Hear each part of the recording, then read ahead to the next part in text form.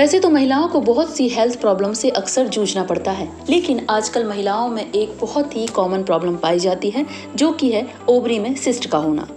Ovarian cyst तरल पदार्थ से भरी हुई थैली यानी कि गांठें होती हैं, जो महिलाओं के एक या दोनों अंडाशयों यानी कि ओवरीज में बन सकती हैं। ओवेरियन सिस्ट एक ऐसी बीमारी है जो किसी भी महिला को हो सकती है। ज्यादातर केसेस में इस तरह के सिस्ट घातक नहीं होते हैं और कुछ समय बाद अपने आप ही गायब भी हो जाते हैं। ऐसे ओवेरियन सिस्ट जो आकार में 4 सेंटीमीटर से कम होते हैं और जिनमें साफ तरल पदार्थ पाया जाता है, उनमें ज्यादातर किसी इलाज की जरूरत नहीं होती है और वे खुद ही चले जाते हैं। लेकिन ऐसे ओवेरियन सिस्ट जो आकार में थोड़े बड़े होते हैं, यानी कि 5 सेंटीमीटर से अधिक के होते हैं और बार बार बनते रहते हैं, तो इनका इलाज जरूरी हो जाता है। अक्सर ओवेरियन सिस्ट फर्टिलिटी को प्रभावित नहीं करते हैं, लेकिन कभी कभी गर्भ धारण करने में मुश्किलें पैदा जरूर कर सकते हैं। इसलिए आवश्यक होता है कि ओवेरियन सिस्ट के प्रकार को जाना जा सके और उसका सही समय पर सही इलाज हो सके। तो आज के वीडियो में ओवेरियन सिस्ट के बारे में और अधिक जानकारी देने के लिए हमारे साथ हैं डॉक्टर प्रतिभा गर्ग, प्रोफेसर, स्त्री एवं प्रसूति रोग विभाग, कमला राजा अस्पताल एवं गजरा राजा मेडिकल कॉलेज, ग्वालियर से। नमस्ते, मैं डॉक्टर प्रतिभा गर्ग, प्रोफेसर, स्त्री एवं प्रसूति रोग विभाग, गजरा राजा मेडिकल कॉलेज से आज आपके सामने महिलाओं के एक अत्यंत सामान्य समस्या ओवेरियन सिस्ट के बारे में जानकारी लेकर आपको उसके बारे में उचित सलाह देने के लिए आई हूँ। ओवेरियन सिस्ट एक कॉमन समस्या है जो 15 से लेकर 50-60 वर्ष की महिला तक को हो सकती है। यह जो गठान है, या तो आप किसी डॉक्टर के पास गए हैं, आपका अल्ट्रासाउंड लिखा गया है, उसमें इंसिडेंटल फाइंडिंग हो सकती है, अदरवाइज आपको पेन या फिर अदर कोई सिम्टम हो तो भी हो सकती है। अब हम इस ओवेरियन सिस्ट को 4 भागों में डिवाइड कर सकते हैं। एक जो कि नॉर्मल सिस्ट होती है, जिसमें कैंसर का कोई खतरा नहीं होता। दूसरी ऐसी सिस्ट जिसमें कैंसर का खतरा होता है। कुछ जो सिस्ट होती है जो यंग गर्ल्स में होती हैं, उसका कारण यह होता है कि जो महीने दर महीने महिलाओं का जो अंडा निकलता है, वो नहीं निकलने की बजाय वो उसी अंडे के अंदर ही रह जाता है और उसमें फ्लूइड भरने लगता है धीरे धीरे करके।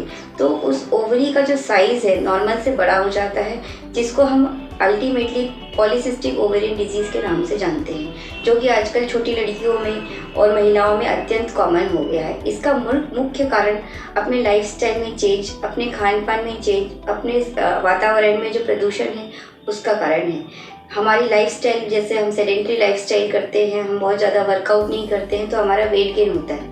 हमारे वजन बढ़ने से हमारे शरीर के जो अंडाशय है उनमें भी सूजन आ जाती है और अल्टीमेटली ये पीसीओडी की तरफ बढ़ने लगती है, जिसके कारण महिलाओं को एमेनोरिया होना, मतलब मासिक धर्म का जो चक्र होता है वो असामान्य हो जाता है। किसी को कभी कभी 2 या 3 महीने तक पीरियड ही नहीं आता, उसके बाद दवाई लेने के बाद उसको पीरियड आता है। ऐसे में आपको गायनेकोलॉजिस्ट से सलाह लेनी चाहिए। पीसीओडी का बिल्कुल मेडिकल ट्रीटमेंट उपलब्ध है, आप उसकी उचित सलाह लेकर उससे ट्रीट कर सकते हैं। परंतु यदि आप अपना वेट लॉस, एक्सरसाइज, लाइफस्टाइल बदलाव करेंगे तो आप इससे निजात पा सकते हैं। दूसरा फॉर्म होता है simple ovarian cyst. Simple ovarian cyst का मतलब होता है कि हम महिलाओं में हर महीने जो गांठ बनती है, कभी कभी उस गांठ का जो साइज़ है 4 से 5 सेंटीमीटर तक बढ़ जाता है और उसमें किसी भी टाइप का फ्लूइड, क्लियर फ्लूइड भर जाता है। जब हम अल्ट्रासाउंड लेके, बहुत बार मेरे पास महिलाएं आती जो कहती मैडम मेरे इसमें गठान है, और उस गठान को एनालाइज करना कि वो किस तरह की है एक गायनेकोलॉजिस्ट के अंतर्गत आता है। यदि वो गठान सिर्फ और सिर्फ 5 सेंटीमीटर के अंतर्गत है और उसमें और कोई फीचर्स अल्ट्रासाउंड में नज़र नहीं आ रहे हैं, उनको हमें सिर्फ और सिर्फ सलाह देनी है, उनकी काउंसलिंग करनी है कि यह एक नॉर्मल गठान है जो कुछ दिनों के ट्रीटमेंट, बिना ट्रीटमेंट किए करने के साथ, और कई कई गठाने जो बिना ट्रीटमेंट के साथ भी समय के साथ 1-2 महीने में अपने आप ही चले जाती है। इसलिए इस छोटी सिंपल सिस्ट के लिए हमें बिल्कुल भी परेशान नहीं होना चाहिए। दूसरा होता है कॉम्प्लेक्स सिस्ट। यदि उसी सिंपल सिस्ट में अल्ट्रासाउंड की फाइंडिंग में कुछ सेप्टेशन, मतलब बीच में जो सेप्टेशन है उसकी थिकनेस कुछ ज़्यादा आ रही है, उसमें कुछ सिंपल फ्लूइड के अलावा कुछ सॉलिड कंपोनेंट यदि आपको उसमें अल्ट्रासाउंड में दिख रहा है, तो यह बिल्कुल निश्चित आगे इसकी जांचें करने की आवश्यकता है कि कहीं ये और कोई फॉर्म में तो नहीं। कभी कभी फ्लूइड के बजाय उसमें ब्लड भी रहता है, यह भी हमें अल्ट्रासाउंड में पता चल जाता है। इसका जो इलाज है दवाइयों के द्वारा संभव है और इसके लिए उचित 6 महीने 1 साल में लगातार फॉलोअप की आवश्यकता हमें होती है। तीसरे प्रकार की एक सिस्ट आजकल जो बहुत कॉमन पाई गई है, जिसे कहते हैं एंडोमेट्रियोटिक सिस्ट। ये रिप्रोडक्टिव एज ग्रुप में भी पाया जाता है और जो यंग लड़कियां हैं उनमें भी पाया जाता है। एंडोमेट्रियोटिक सिस्ट का बेसिकली इसीलिए समस्या बहुत ज़्यादा देखने को मिलती है क्योंकि इसमें महिलाओं के जो सिम्टम है वो बहुत ज़्यादा है। जैसे उसको यूरिन करने में भी प्रॉब्लम आएगी, उसको जब वो अपना डिफिकेशन करेगी या लैट्रिन जाएगी उसमें दर्द होता है क्योंकि एंडोमेट्रियोसिस की जो उसका मासिक चक्र है वह भी खराब हो जाता है। और एक इम्पॉर्टेंट चीज़ एंडोमेट्रियोटिक सिस्ट से होती है वो है बांझपन। इसीलिए यह समस्या आजकल बहुत ज़्यादा देखी गई है। एंडोमेट्रियोटिक सिस्ट यदि यंग गर्ल में है तो उसका हमारे पास मेडिकल ट्रीटमेंट उपलब्ध है, किंतु यदि एंडोमेट्रियोटिक सिस्ट थोड़ी बड़ी हो गई है, उसके सिम्टम्स बहुत ज़्यादा है, तो सबसे पहले हमें उसको सिम्टोमेट्रिक इलाज देना पड़ता है। उसके बाद यदि वो महिलाओं को बच्चे की इच्छा है तो हमें उसे ऑपरेशन के द्वारा उसे ठीक करना पड़ता है। उसके बाद फिर हमें उसे उचित आगे की सलाह देते हैं। फिर जब हम उस सिस्ट के बारे में बात करेंगे जिसमें हमें कैंसर का डर होता है, जो यूजुअली 50-40 की महिलाएं जो होती हैं उनमें सामान्य तौर पर देखा गया है। ये महिलाएं आपके पास दर्द के साथ पेट के निचले हिस्से में दर्द, मरोड़ जैसा दर्द और पेशाब में तकलीफ, इन सब के साथ आपके पास आ सकती है। ऐसे में हमें उसे एक प्रॉपर गायनिकोलॉजिकल एग्जामिनेशन करना है।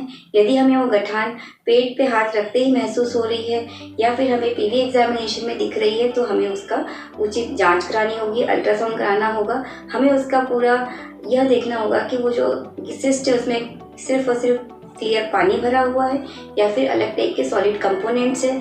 जब हम उसकी गायनिकोलॉजिकल जांच करते हैं उसमें हमारे पास कुछ पॉइंट्स होते हैं जिसके अंतर्गत हम उसको बेनाइन या फिर मेलिग्नेंट कैटेगरी में रखते हैं, जो हमारी क्लिनिकल फाइंडिंग होती है उसके आधार पर। यदि वह मेलिग्नेंट है, एक तो वह उसकी जो मोबिलिटी है, मतलब उसका साइड टू साइड जो हिलना डुलना है वो बहुत कम होता है। उसमें जो उसकी जो मार्जिन्स होती हैं किसी भी ओवेरियन सिस्ट की यदि रेगुलर नहीं है और महिला की जो उम्र है वो भी 50 वर्ष से अधिक है या फिर उसके फैमिली में कोई फैमिली हिस्ट्री है ओवेरियन कैंसर की, तो हमारी जो सोच है वो मेलिग्नेंसी की तरफ बढ़ती है। उसका फाइनल जो डायग्नोसिस है हमें अल्ट्रासाउंड, एमआरआई, पेल्विस के द्वारा मिलता है।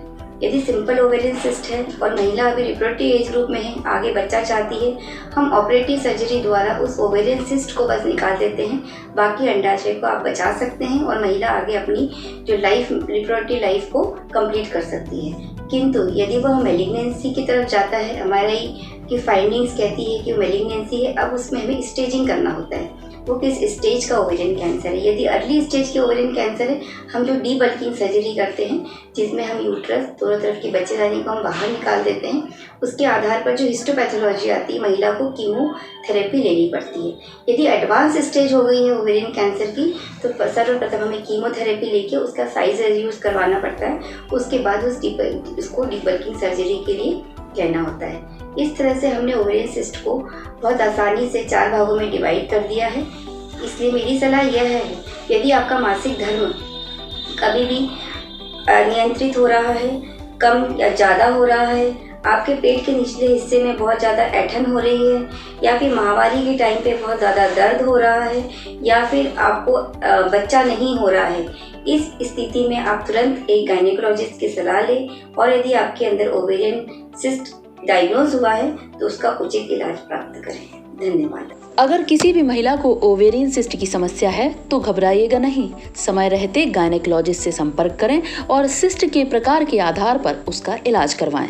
याद रखिए, जल्दी इलाज से आप सुरक्षित रहेंगे और आपकी फर्टिलिटी पर भी कोई बुरा असर नहीं पड़ेगा। उम्मीद है आज का वीडियो आपको पसंद आया होगा। कमेंट बॉक्स में वीडियो के बारे में ज़रूर बताएं, इससे हमारा कॉन्फिडेंस इंस्टेंटली बढ़ता है।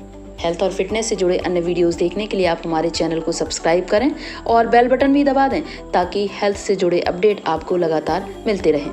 आज के वीडियो में बस इतना ही। आपका कीमती समय देने के लिए धन्यवाद। स्वस्थ रहें, सुखी रहें।